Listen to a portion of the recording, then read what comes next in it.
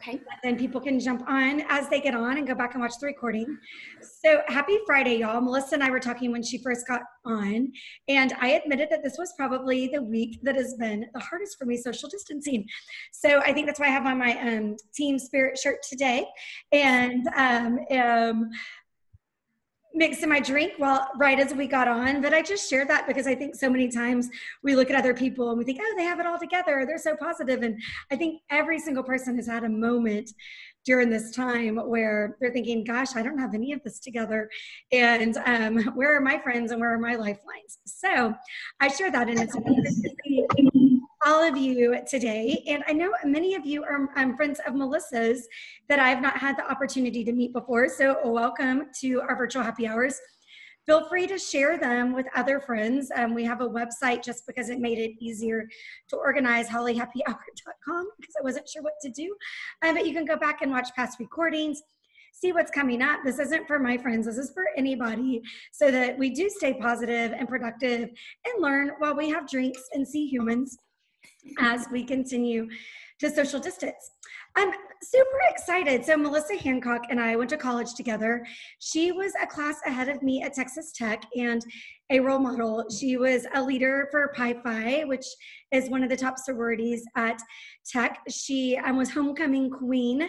She led many organizations on campus and was a big star in the mass communication school, where she is still do we call you a lecturer, a professor? What do we call you, Melissa? Yeah, instructor. Yeah. Instructor. But I will say she took me under her wing when I'm from Portland, Texas, which is about 9.5 hours away from Lubbock. I didn't know anyone, and I think I met Melissa my sophomore year through some mutual friends and our sororities and other campus organizations, and she really took me under her wing and became a really dear friend, and that was more than 20 years ago. So as we know, over time, like, people lose touch, and we like things on social media, but these happy hours have brought us back together more regularly, which has been a big treat for me. And when she mentioned that this was a topic that she was passionate about, I know it's something that many people are passionate about. I thought, what great value, and by someone who's so charismatic and so caring. So I wanted to give my personal introduction of Melissa because she's very special to me. But Melissa, please dig into what you do professionally and for Tech and for Pi Phi still, because you are an absolute rock star. Sure. Well, absolutely. That was quite the introduction. So I hope that I can live up to everything. I know we're going to have an amazing time together, because really what I want to do today is just introduce you guys to me first. Like Holly said, I went to Texas Tech University. I was involved in Pi Beta Phi and served in a couple of different leadership roles while I was there, not only in the Greek system, but also on campus. And so I think that's really where my foundation and love for public speaking, connecting with people, spreading happiness and enthusiasm really came from. And while I was in graduate school at Tech, I wrote my thesis on humor as a coping mechanism to deal with different crisis situations. Ever since I graduated from the School of Mass Communications, I have been an adjunct instructor for, well, I won't reveal the years because we haven't been able to touch up any of this since COVID-19, but it's been kind of just a little bit, but I've stayed engaged, and I think the reason why I'm so driven to share this message is that I have seen over and over again how the art of public speaking, being able to connect with people, just kind of spreading happiness and joy through your words can really transform situations, but it can also keep you rooted in the information you know and empower others by sharing that message. So with that being said, I do want this to be as interactive as we can. So if you guys know on Zoom, some might be Zoom professionals, some may be new at Zoom, but there's a little reactions button where you can, I guess it would be this way, thumbs up or thumbs down things. Hopefully they're all thumbs up and a clap. Yeah, awesome. So if you happen to hear something that resonates or ask a question and you want to participate, please use some of those little emojis to connect, and we will have a good time. So I wanted to start off by just sharing a couple of statistics with you guys because it's interesting. There are two camps of people when it comes to sharing information around fear of public speaking or any kind of anxiety with communications. The first camp usually says, I'm totally fine. I'm a people person. I talk all the time. I'm totally connected with individuals. I don't have a problem with it. It comes natural to me. And that's fantastic. Then there's the other camp of people that would say, I'd rather skydive and jump out of an airplane than to get up in front of an audience and share my message.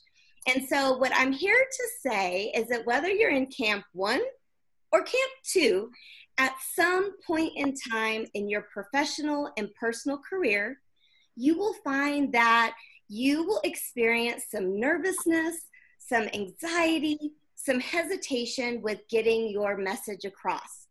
And if we think of this in more direct terms and how it might relate to our professional careers, I want you guys to realize that you're not alone. 75% of individuals have communicated that they feel some kind of anxiety.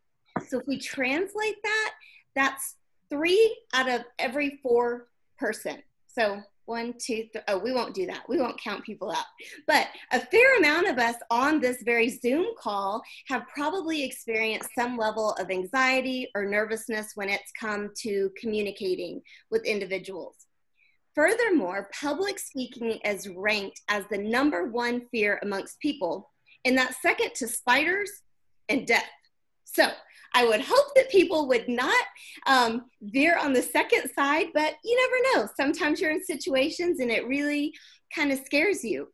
The other thing is that individuals who report high satisfaction with public speaking and a high level of confidence, on average, earn 10% more in wages than people who may be a little bit more reserved or they don't step up to the plate to talk and share their information.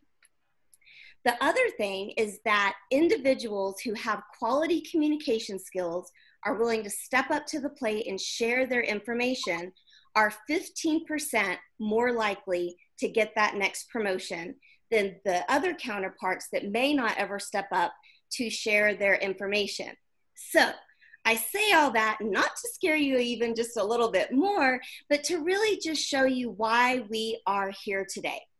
And so even though the context of this presentation deals primarily with public speaking, I want to take it back to really the umbrella for which communication apprehension stems from. And that is communication itself. So even if you're not directly giving presentations, communication apprehension is going to give you the foundation for which we can begin to explore where some of that anxiety might creep up. So communication apprehension is defined as the level or fear associated with either real or anticipated communication with another person or persons. So if we break that down, what that means is that we can have nervousness even before a public speaking situation may present itself. We might have nervousness right when we get up to speak. Or my favorite kind of apprehension to talk about, and for some of you guys who know me and know me well, my apprehension tends to creep in after a speaking situation has happened. So I get on the hotline and I start calling people going, hey, how'd that land? Was it good? Do you think people responded well? Because I really like to have that affirmation that things are going well. So I'll just open it up to you guys and see if I can get a thumbs up or a clap if you've ever experienced any kind of apprehension when it comes to communicating. I'm seeing some good communication going. So the Zoom is not a problem for people, right? So I want you guys to also know you're not alone in the fact that you're agreeing that this apprehension takes place. Let me share with you some interesting facts about famous people who've also reported levels of communication apprehension or performance anxiety. So everyone's familiar with Barbra Streisand, right? So I don't know if you know this about her, but she actually did not step foot on stage for 27 years, a long time.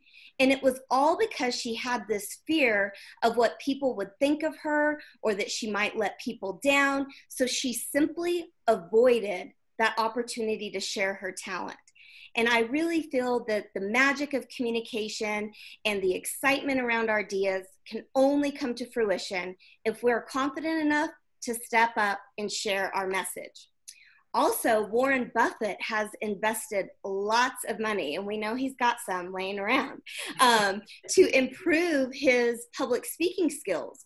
And in the midst of his improving his public speaking skills, in some of his research, he found that, or his opinion is, that if you become an effective and confident communicator, that your worth in the workplace increases by 50%. And so again, the more we can gain confidence in sharing our messages, the better off we can be. So a lot of people may ask, what does this anxiety look like? What exactly is it? So this is where it gets fun. And people go, no, this is not where it gets fun, because I'm probably going to notice some things about myself that I didn't know. So what's interesting with public speaking anxiety or communication apprehension is that when these symptoms start, they can start in different areas. With communication apprehension, there's generally 4 types of situations that we outline that people might be able to rank themselves. For today, we're only going to concentrate on 2, and that would be person-group apprehension. So this would be, maybe you experience apprehension when you have to speak to a manager. Or maybe you're having to go and give a presentation in front of a bunch of people that you don't know. Or you might have new information that you have to share with your peers, and you might have some anxiety that they know a little bit more than you do, and then you've got to get up and share that info. The other is going to be situation apprehension. And this is the kind of apprehension that everyone will experience at some point in time in their life. So even for those people that say, I'm fine, I don't have any apprehension, this is the kind that'll surprise you. The good news is today we're going to learn enough about it so that when that does happen, you're like, oh yeah, that girl with all the curly hair, she said this is going to happen. Now I know how to deal with it. So what could enter into the picture when you're going through those kinds of apprehension is you may find yourself, and remember, this apprehension can start before, during, or after. Things might happen like your body temperature rises. You get up in front of an audience and you go, oh gosh, I hope they can't feel that my face is turning red. I can feel that my face is turning red. You may start to blink your eyes a lot or use gestures that you don't normally use. You might use a lot of vocal fillers, and those are connectors that are words like, yeah, you know, or for most of us ladies, like, right? Like, you know what I'm talking about? Like, are we connected? And those are things that come out when you're nervous. You might also begin to shake. So sometimes people will have notes for a presentation and they're up to talk and they think this is like their safeguard, right? And all of a sudden, this action happens. And you're like, oh no, I can't stop it. Once it happens, it's happening. What's interesting when we look at the science behind communication apprehension is there's a lot of chemical reactions going on in our body. And one of those is a release of adrenaline. And when our bodies release adrenaline, some interesting things happen. We might begin to perspire. I know, women, we glow, but we may find that we can't use big gestures because we are like, I don't know what's happening. I'm not going to be that expressive, but that could happen with adrenaline. Again, your body temperature rising, your heart beating fast. And what's also interesting, I don't know if any of you guys have maybe been giving a presentation and all of a sudden you lose your thought, or you might be reading your notes and you lose your place on your notes and you have no idea where you're at. There's actually a chemical reaction going on in your body which causes your eyes to dilate. And so your pupils actually get larger. So the text, that 12-point font that looked like it was quite large, all of a sudden feels like 8-point font. And you can't get things to focus like you normally would. So the good news is your body's doing what it's supposed to be doing when it feels a threat. And some people feel this fight or flight syndrome every time they get up to give a presentation. So I'm going to pause right there. I don't know if anybody wants to come off mute and maybe just share, like, has this happened? Or do you find yourself when you're at work experiencing some of this anxiety? I'd just be interested to know how you guys feel. I'll go. Sure. My chat box isn't working, by the way. So just if I don't answer someone's chat, I don't know what's going on. But yeah, I think every single one of those, like I get bright red. So like if I'm in a meeting, even with people I know, I will wear a turtleneck if I can, because my neck will be so red, and the shaking. Yeah. And then I get amnesia. So I don't have any idea what I said afterwards. So those are like the top 3 of all the things that happen to me if I have to speak. It's like an out-of-body experience. You finally get done. You just did great, Kim. You just did fine right now. Well, you can't see how red I am with this light on me. And I'm sweating. Right. As soon as I started talking, I got really hot.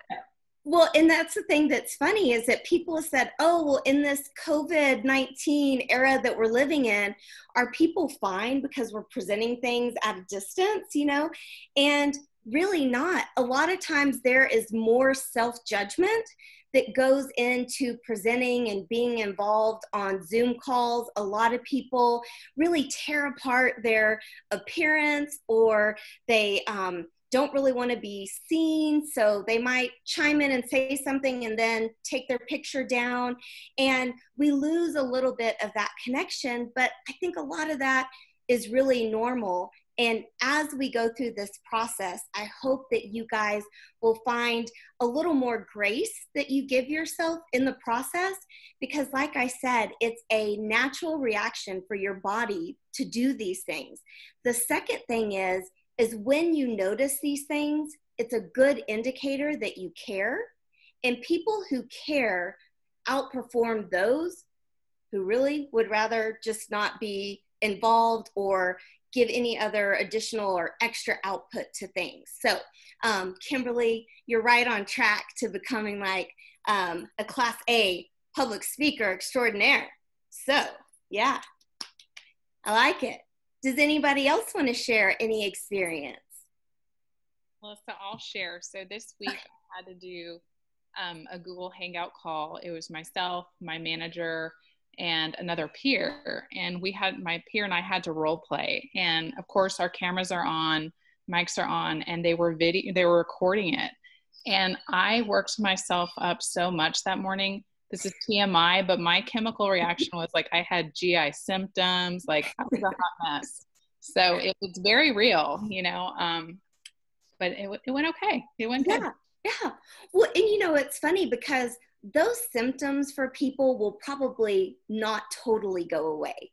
But what it will be is an indicator to you that it's go time, that it's time to start engaging in some different behaviors or changing of habits that will help you be more successful. So today I want to talk about a 3-step process. Yes, that's 3 steps. I kind of like this Zoom thing. It feels like you're kind of on a fun infomercial with your girlfriends. But so there's going to be 3 areas that you guys can begin to work into your behaviors to give you more confidence speaking in front of an audience. So the first step is going to be, it's called cognitive modification. And what that is that you are going to literally begin to reframe in your mind the way you feel about getting up in front of an audience. So most of the time when somebody says, you're going to need to give a presentation to your coworkers on your financial results for Q1, and then I'd like you to share something personal about yourself. Usually people's self-talk is, oh gosh, don't want to do a presentation. their shoulders start to slump. They cross their arms. They're like, oh, what am I going to say? What are they going to think? There's all these things. The thing you've got to do is start to retrain your brain to begin to see those situations as opportunities. This is an opportunity for you to test your skills. This is an opportunity for you to share your messages and to let people see your personality. So the first phase is really mindset. It's visualizing that you're doing well. And it's funny because I call that my Oprah Winfrey step, the visualization. You know, you got to just Super Soul Sunday it and just feel it. So walk yourself, close your eyes and just walk yourself through it. I'm getting up in front of my audience. I know my material. I see people. I want to connect with them. I finish the presentation. I drop the mic, right? So like you're seeing everything just going the way you want it to go. And research tells us if we envision it, we can make it happen. Olympic athletes practice all kinds of mindset training because it dictates how they will perform. So you take figure skaters. They're going through their routine. They're seeing themselves land the triple axel. They're hearing the crowd clap. All of that is part of their preparation. So first step, change the way you feel. Second step is going to revolve around skills training. So this is the part that people may not see as fun, but this is the part that can give you confidence. And what I mean by that is that a lot of apprehension enters into the situation because people simply don't know how to begin. They don't know how to organize their ideas. They're not sure if their ideas will make sense. They want to make sure that their audience pays attention to them. So there's a couple of components to skills training that I want to share with you guys today and just give you a crash course, okay? So when you organize a presentation, you're going to have an introduction, a body, and a conclusion. Your introduction is going to be key to you nailing the presentation. Why? Because you've got to get people's attention right from the start. People are super, super distracted. Just in the time we've been talking, my phone has rang. I've heard the text message thing buzz. I can hear chatter going on outside my house. I can hear the wind. There's lots of things going on. And even in my mind, I'm going, gosh, did I send all the emails I needed to send before I started this? Am I going to be able to make it to the grocery store? There's all this stuff going on. It's human nature, right? So some of the things that you can do in your introduction is number one, have a strong and effective attention-getting device. Now, if you are going to nail anything, nail that attention-getting device and practice it until it becomes second nature, because that's your first opportunity to make an impression. And they say that individuals make an impression within the first 15 seconds of seeing somebody. So I've always had to get past that first 15 minutes of people going, look at her hair, right? So I gotta come up with something kind of unique. So with that attention-getting device step, you can do things like come up with an interesting quote. You can share a story. You can use statistics. If you have a picture, you can show a picture. If you have the opportunity to present a video and some kind of explanation, you can do that. But you want to make sure that you orient your audience to whatever you're going to be speaking about. So I did this presentation at my home office on the clinical side of things because during the day I work as a regional manager and then I teach at night. So I was doing this presentation and I had a lady raise her hand and I said, oh yeah, can I help you? And she goes, yeah, what if you don't have time for all that like fluffy stuff? And I go, oh, you should always have time for fluffy stuff. What are you talking about? And I said, you know, if you can't add the fluff, then simply orient your audience to what you're about to do. Because that will set people's mind at ease and it puts them in the speaking situation and not just an observer. So I understand fluff is not everybody's thing. I call that skill, but you know, everyone's got their own opinion about things. But those things can set you apart too from other people in the workplace, because they may not be that in tune with the organization factors of the presentation. So again, in your introduction, you want to start with the strong attention-getting device. You want to make sure that you outline your topic. So let them know exactly what you're going to be speaking about. So your topic or your thesis is what we would say in class. And then you want to make sure that you preview to them what you're going to be speaking about. So attention-getting device, topic statement. You're going to outline everything you're going to cover in the presentation, and then you need to let them know why they should listen to you. So we might call this a credibility statement or an experience statement. So this lets your audience begin to form a relationship with you, so they see the speaking encounter as not just a presentation, but yet a conversation between two people. So again, in your introduction, attention-getting device, let people know your topic, preview the main points you're going to be speaking about, and then let people know why you're credible or what your experience is. Then the other thing is, there's nothing that can lose people's attention more than not having transition statements or structure. So after you get done with your introduction, you're going to want to say things like, now that I've let you know everything we're going to be talking about today, I want to get into the first point of business, and go ahead and let them know. You'll cover that topic. You'll provide some kind of transition statement into the next. So what that does is, if people's attention begins to go out in left field, they come back because they hear you say, now we're going to talk about this. Now we've covered, our first topic, we're going to go into our second. So you get some repetition in there, which will aid in retention of that message. After you get done with your main points in the body, you're then going to lead them into your conclusion. So you might say something like, now that we've gone through all of our major topics for the day, I want to summarize everything before I close us out and let us go. So it's amazing. As soon as you tell people it's almost over, eyes go, oh, yes, they're almost done.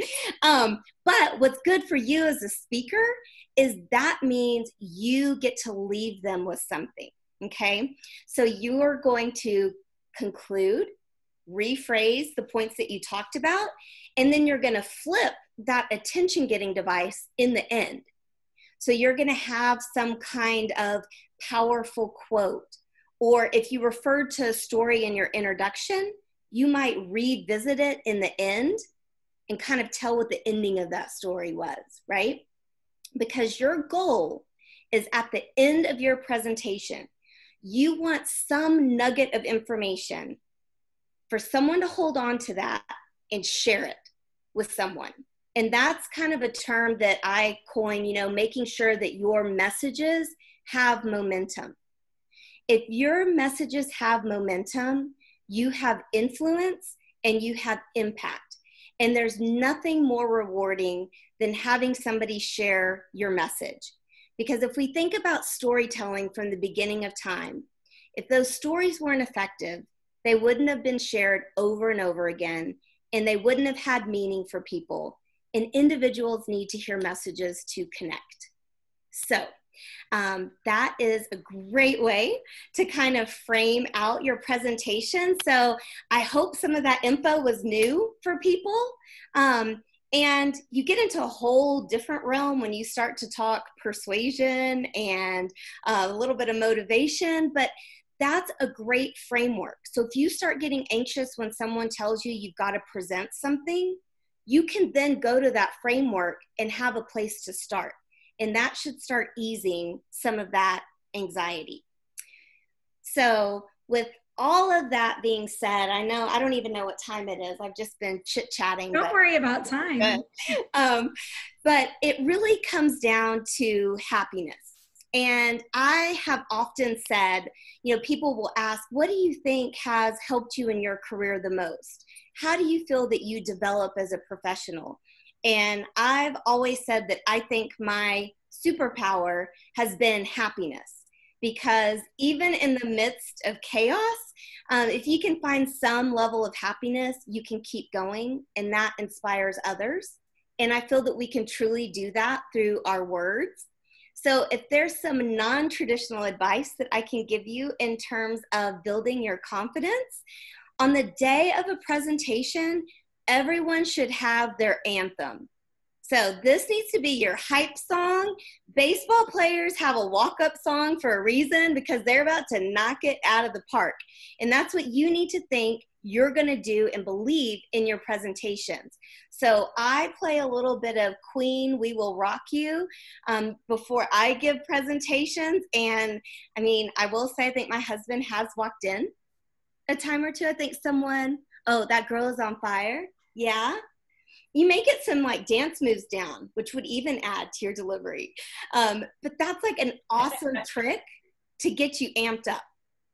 Another thing that you can do, and this is something that I've just started doing here recently, is I use my phone and I set alarms in my phone the day before a big presentation and the day of.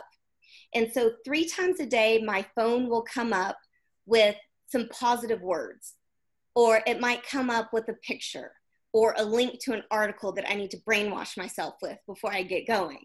But it's a nice way to continue to remind yourself to stay in that positive mind frame.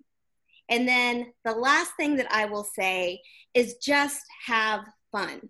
There's no need to apologize for mistakes. Life is going to go on. If you miss a transition statement, or if you say 14 times, it will be fine. But if you find joy in the speaking experience, you will begin to seek out opportunities to speak and share your information, and you will leave with a lot more happiness, and happiness that you have imparted on others. So I want to leave with you guys, and I receive no payment by these authors, although maybe one day I can. No, I'm just kidding. How do we choose that for you? I have 2 books that I love and have made major impact in my life. And the first one is going to be Captivate. And this is a book by Vanessa Van Edwards. And I actually was trying to like get Holly to go with me to a conference, and then COVID happened. So we're going to have to wait till we get back on track. But I'm with you when it happens. All right. We're going to make that happen. Because this book, it talks a lot about nonverbal expression. It visits with you about how to read other people's nonverbal language. So in speaking, we have this concept called the feedback loop. And that is basically where you're reading your audience's signals so that you can adapt your presentation. And so that's one of the more advanced skills that you can visit. But she just, I don't know, she gives you so much information. And I feel that over the last 2 years or so, I've become a horrible conversationalist, because I more like, I'm going to plan what I'm going to say, and I'm going to have a show. So when it comes to like acting normal, I don't even know what to do. So she's helped to get me back on track. And then the other is The Happiness Advantage by Sean Aker. And I just love it because I love happiness. And I had the chance to give a presentation for the Rawls School of Business at Texas Tech on happiness being your effective superpower for leadership. And it's probably one of my favorite presentations, but it really is because my hope is that pieces of that presentation stick with people, and they allow that momentum to just spur happiness all over the place, like confetti, or like spirit fingers, whatever you got to call it. So that's what I have for you guys today. I know I have talked quite a bit, but I get excited about that information. And if we have time for some questions, I'd love to answer anything that you guys have. I have a question, and thank you. That was great. And maybe open discussion, like now that we are in a different setting and we're all at home, you know, there's been a lot of research like about your power poses or how to present in a room, but now we're like confined to these boxes, and am really young in my industry and work in a male dominant industry. Mm-hmm. Besides like raising my voice, like, do you have any insight of like how to keep a strong presence when you can't, when like you're confined to a box? Yeah. Good question. Yeah. So one thing that I didn't mention earlier, I call it my hallelujah pose. And I encourage people to give a little praise before they have their Zoom call. And that is basically you just either sitting or standing and raising your hands above your head as far as you can and just reaching out and taking a deep breath, because what you'll find is your chest will open up, everything will relax, and try some breathing. Because once you get into that mindset of needing to be present, it will show.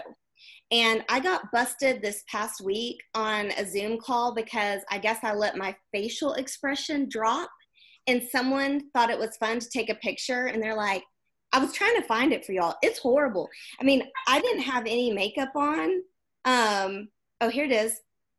It's because we're family that I'm showing this. Oh, that looks good, huh? Oh, that is not you, girlfriend. I mean, that is good. And so, do y'all know that awful saying, RBF? Yeah, I had it. And I think that one of the keys to getting recognized is keeping your facial expressions engaged in the call and keeping your camera on. And one thing that I always tell people, especially if you're trying to get your message out there, before a call, if you can come up with 3 talking points or 3 questions that you'd like to ask, the second anything comes off mute, you chime in and you go. You can't wait, because you know there's always Sally or Jimmy that ask their question first and they take up too much time, and then you can't get your idea out, right? And you're like, I was going to say that, and they said my thought, right? So you kind of have to jump in first. So what I would advise is before any call, have some talking points, have some questions, and, you know, even before they ask for questions, if there's a pause, just interject and say, hey, I've got an idea. I'd really like to share this. Is now the appropriate time? And just go forward with your message. Does that help a little bit? Yeah, thank you. Awesome. You're welcome. Any other questions? Now everyone's like super alert and just like looking at their camera. I have a question. Yeah. Speaking of looking at your camera, so you look like you're looking at us. Okay. You look like you're giving us eye contact, which for me means you're looking at your camera. Yes. And I have such a hard time. I want to look at the person. I want to look at the person's eyes, which means I'm not looking at the camera. Right. And so I even have like a little smiley face right by my camera, and I have it over here. It says "Bring Joy" really big. But I still like there we go. I still find myself, when I look back at a recording, I can see myself looking at the camera, looking at the screen, looking at the camera. Yeah. You know, right now I'm on a monitor, so my screen is like really big. I guess it might be better if I just do it from my laptop, but yeah, give a trick. I think it takes practice, and some of the ways that I've worked on kind of framing that out to myself is, again, everything starts with mindfulness. I think we jump into calls, we jump into situations, and we just get going. So now before I start video conference calls, I do my hallelujah pose, I take my deep breaths, and then I say, look at the green dot, right? Because your green dot is going to be your camera. So what you have to realize is that it's not going to feel natural, because you really want to connect with people like normal and look at all of them. But I think if you physically tell yourself, this call, I'm going to connect with the green dot, I'm going to be one with the green dot, you will begin to use that as your frame of reference. And then when you divert from it, you'll kind of come back to it, because mentally you've set that goal before the call or any kind of like presentation that you might have online. Melissa, can I add something there that I researched this past week? So I'm teaching a series next week, and part of it's about leading virtual teams. And a trick that I had not heard, because I mean, Kate, you and I work closely together. I want 90% a virtual environment even before COVID. And the tip that I heard this week was put a picture, I'm like doing it on my computer, put a picture right above your camera of a human so that you're talking to that human instead of even to the green dot, and that'll help you make it more about eye contact because you can look at their eyes. I had never heard that before. I mean, I've been virtual for 2 years, and I have never heard that before until this week, and I thought that was really clever. No, that's a super good idea. And Holly, actually, while you were talking, in my 3-step process, I think I gave y'all 2 steps and not 3. And that led in well to the 3rd step. But the 3rd step is practice and make situations as real as they can be. So for example, if video conference is kind of one of those things that you want to work on, you can log on to Zoom and not have a call going on. Use that camera, record yourself talking, and watch it back. One of the most painful things for people to do is to watch themselves on camera. But if you practice and you set up as real of a situation as possible, have 5 or 6 friends come over. I have some people on this call that I've had come over several times to watch presentations. But if you create those real environments and just practice and desensitize yourself to the situation, it will become second nature. Any other questions? And was that Kate? Thank you, Kate. That was a good point.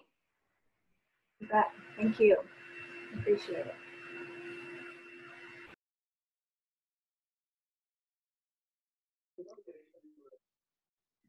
No other questions? Hello. Hi. Hi.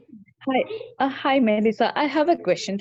So how do I start a presentation? Usually my presentation is all about my manager and my team would be present.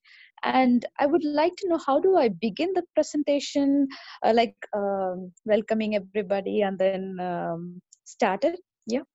Sure. So I think one way, if it's more business related, like a briefing or an update, what I might coach to or suggest is that you welcome everybody. If everybody knows each other, great. If not, give them an opportunity to meet one another, and then just have a simple statement that says, we're here today. I know we have about 20 minutes to go over this report. This is the goal of our speaking occasion today. And I would go ahead and list out what the goals are, and then everyone is oriented to what you're going to be presenting. Got it. Thank you. Thank you. That's a great question. Yeah, because it's hard. You don't always have the opportunity to frame everything out. So that was a really good question. Thank you.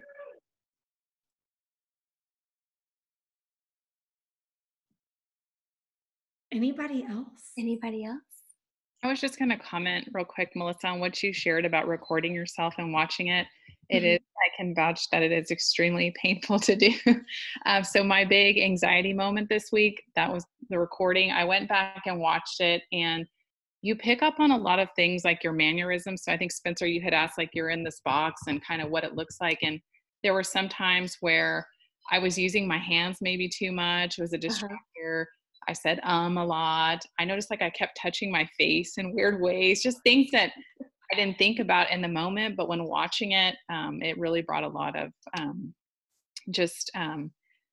things to me that I need to, work on and get better. And not only that, but like your environment. So like the lighting, for example, one of the times I wore glasses instead of contacts and there was this huge glare, or like if you're looking down, so those recordings are really valuable. I think that's a great suggestion.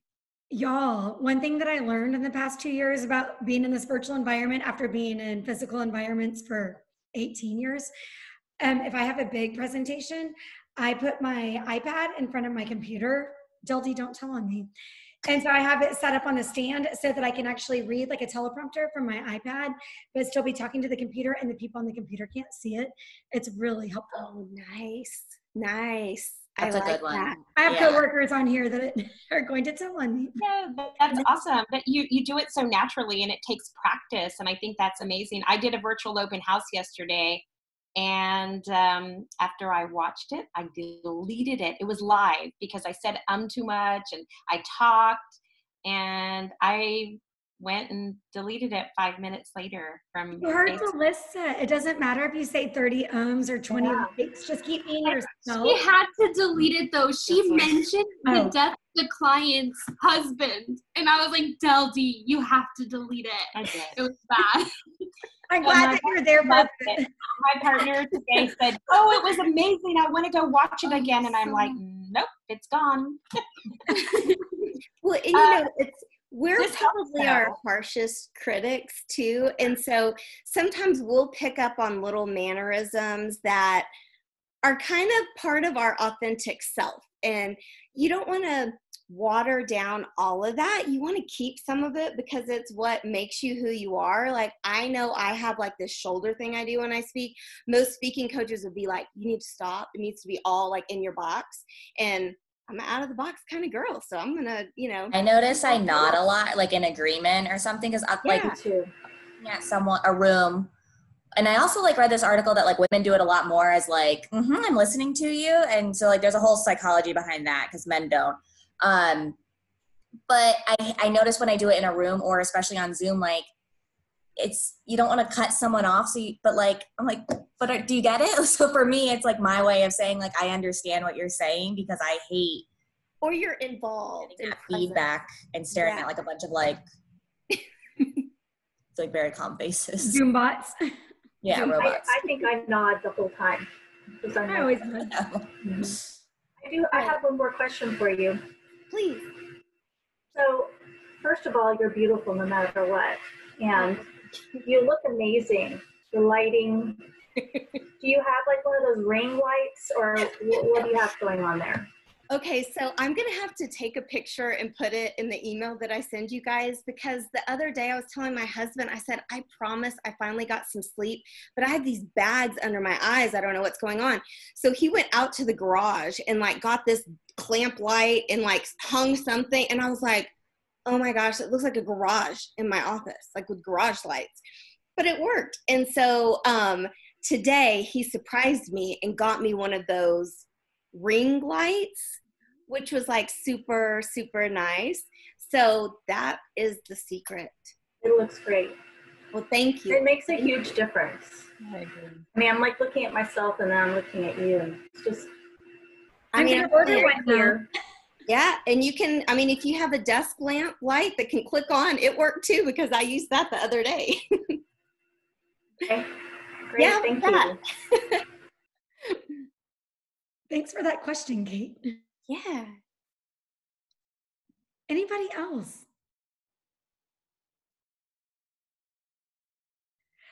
Okay, so what happens after this, after the recording is uploaded to YouTube, Melissa will send all of you some quick tips that she maybe went over in the recording. And I hope that you'll join us next week. We have some fun ones. We are going to be mastering our perfect ponytail and our manicure. So check out Holly Happy Hour. Feel free to sign up for anything.